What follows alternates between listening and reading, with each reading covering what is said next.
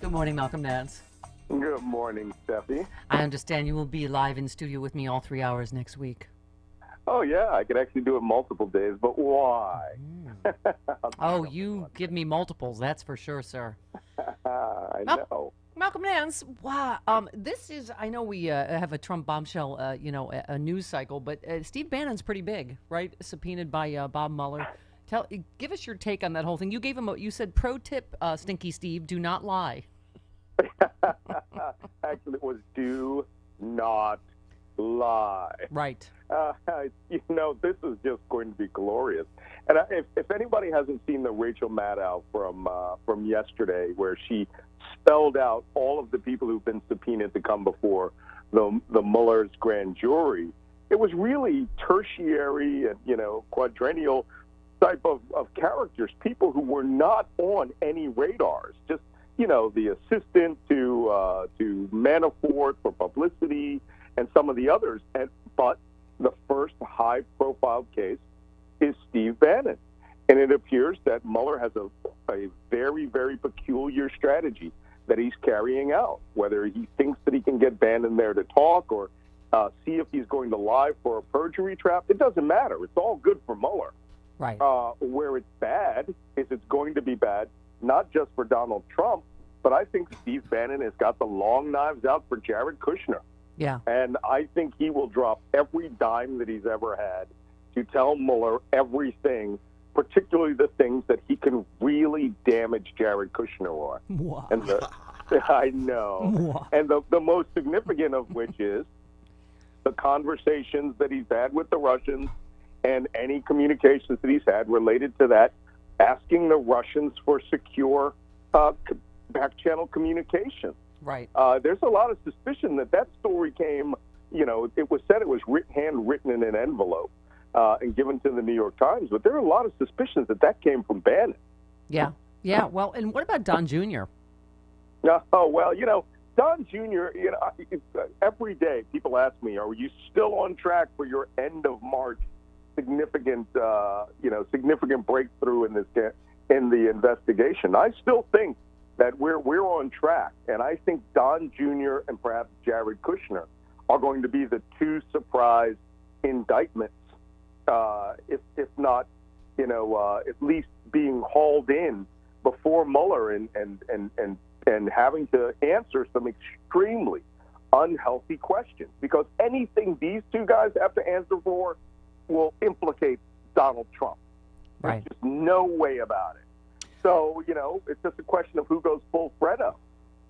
And you had the same tape I did. You retweeted Adam Schiff saying White House directed Steve Bannon not to answer House Intel Committee's questions about transition or his time in the administration. And you tweeted, incredibly, another criminal count against Trump, witness tampering. I keep saying that, Malcolm. I'm not an attorney, but I'm like, and him sort of sending signals, whether it's to Flynn or to Bannon, like, oh, yes, there's room for reconciliation, wink, wink. Right.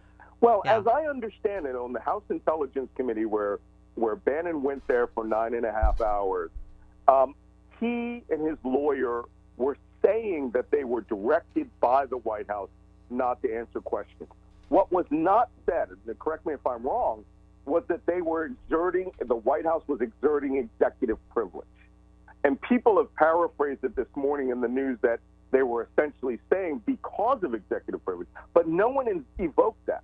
No one invoked that. And that being said, Bannon just said, screw you. You gave me a subpoena. You compelled me to testify. I'm just not going to talk. And the very fact that he could have been held into contempt of Congress, he could have, in fact, gotten into very serious trouble. They don't think that they're in trouble. But boom, within hours, we learned that he's going to drop every dime that he's ever owned in the Mueller probe, where Mueller can send him to prison. Right? Right. I mean, if he wants to be, as I like to say, Karl Rove in the Valerie Plame investigation, the real unindicted co-conspirator, he can be, but I think he's made it clear that Trump is going to have to deal with him right now, today, bring him back in the good graces, get ready for a pardon, or he's just going to dime him out. He's going to rat him out. Wait, this is where, we've talked about this, Malcolm, that he still thinks he's in some reality show where, or, in his New York life where he can get away with anything. He's never come up against the likes of Mueller.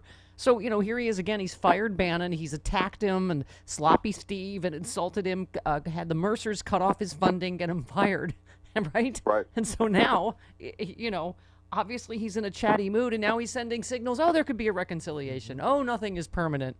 Which to me, of course, is signaling to a witness.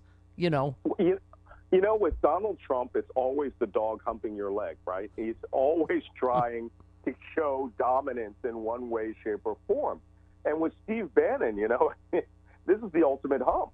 To cut him completely out of the right-wing world in its entirety, to where he would be in a desert, and then to give him that offer where maybe you can come back. This is classic Trump. If you read Tim O'Brien's book, Trump Nation, he does it every time. But he does it with the intent that you will do like Omarosa says, you will kiss his ring. In this instance, it may be where Trump has gone one step too far and is tampered with a witness. And I think Mueller, when he brings Bannon into his office, whether he gets an office or whether he's actually brought before the grand jury and he's forced to answer some very, very difficult questions, not just from the special counsel, but from the individuals, grand jurors themselves, the man can't lie. And he can't, the most he can do is plead the fifth, but he can be compelled to drop the dime on Donald Trump. And I think Trump knows it. And just, within the next few days, if Trump starts dangling that all can be forgiven, the Mercer starts saying maybe Bannon was misled, then you have witness tampering. Yeah. Well, I mean, him say, the news that he reached out to Michael Flynn and said, "Stay strong." Is that not classic witness tampering? I mean, well, yeah, it is. But unlike Bannon right now, we don't know if Mueller has anything on Bannon. They're saying that he's, that his testimony is supposed to be friendly. It's not going to be, he's not considered a target. We don't know that. It's just a question of which meeting he decides that he's going to, say the truth.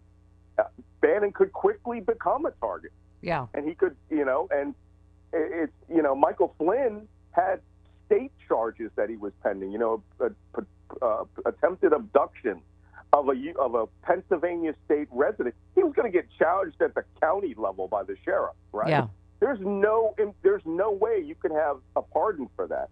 So either Bannon kept his fingers out of everything important, or he was present as a witness for it and has already made it clear that if asked a straight question, he will give a straight answer. And that means trouble for everybody. Yeah. Let's talk about speaking of Adam Schiff, who you brought up. He said he is actually calling for the release of the Fusion GPS transcript from their hearings. Obviously, Dianne Feinstein released it from the Senate hearings.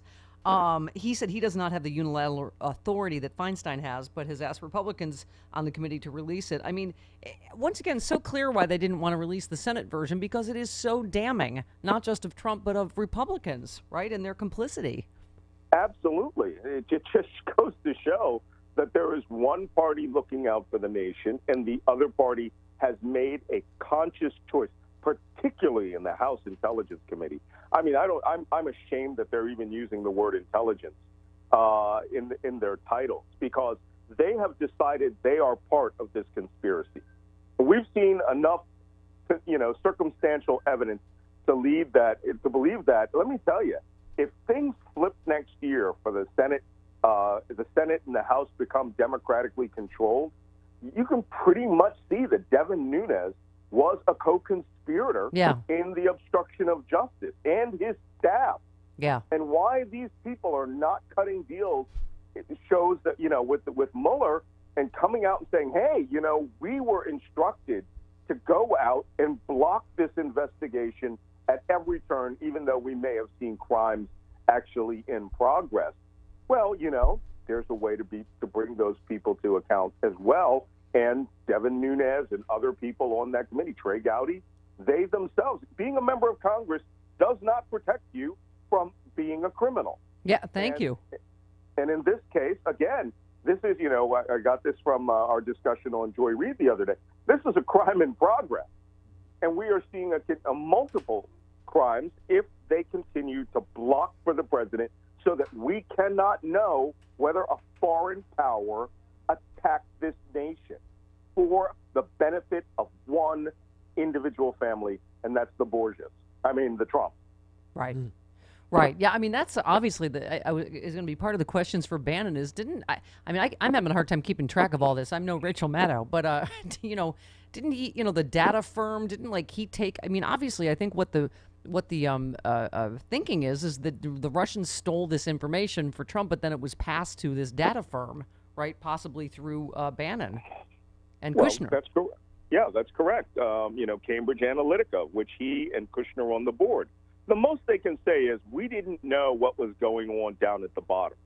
However, when you're talking about a board of directors and a board of advisors, I'm a board of advisor in a big organization. You're brought in specifically to give your opinion.